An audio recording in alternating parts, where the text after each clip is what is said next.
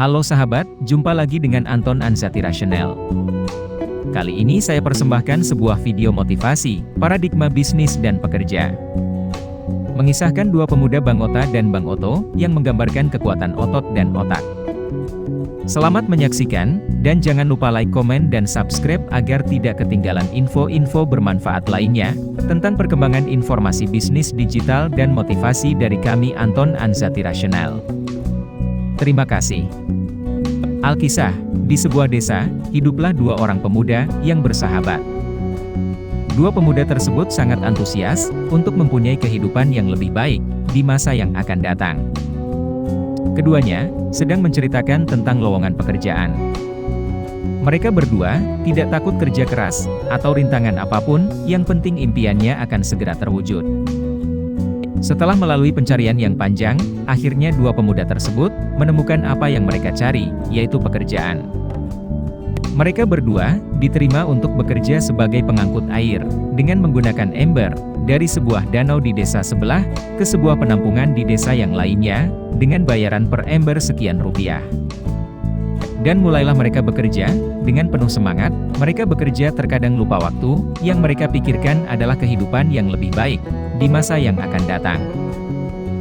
Rupiah demi rupiah mulai terkumpul, dan mereka bisa memenuhi kebutuhan hidup sehari-hari, meskipun belum bisa memenuhi impian yang sebenarnya. Hari berganti bulan, bulan berganti tahun, mereka terus bekerja dengan penuh harapan, bahwa satu saat nanti impiannya akan segera terwujud. Dan sekarang mereka berdua, sudah mulai memperbesar ember yang dibawa, dan menambah waktu kerja hingga larut malam. Mereka pikir, hanya dengan kerja keraslah, impiannya bisa terwujud.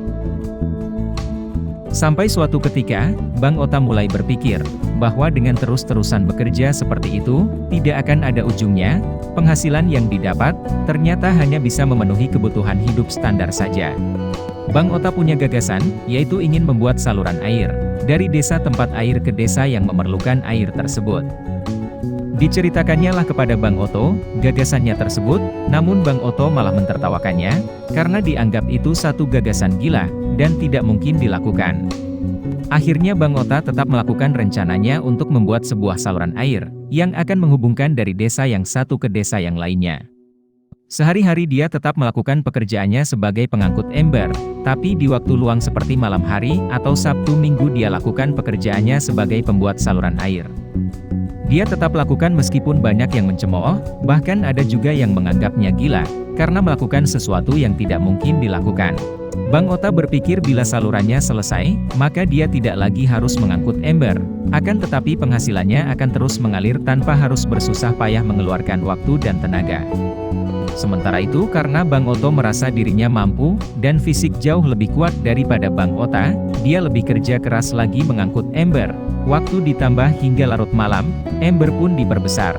Kehidupannya pun mulai berubah. Punya banyak ternak peliharaan dan lain sebagainya.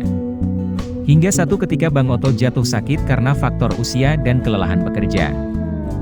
Penghasilan pun berhenti, dan uang simpanan yang selama hasil kerja kerasnya habis pula untuk berobat. Sementara itu, di satu waktu akhirnya Bang Ota pun mampu menyelesaikan gagasannya, dengan membuat saluran air tersebut. Bang Ota tidak perlu lagi mengangkut air dengan ember, karena airnya akan terus mengalir sehari 24 jam, dan menghasilkan uang yang begitu cepat, tanpa harus bekerja lagi. Sahabat yang budiman, tahukah bahwa apa yang diceritakan tadi adalah gambaran kehidupan kita yang nyata? Setiap hari kita kerja dan terus bekerja, awalnya harapan mengejar impian.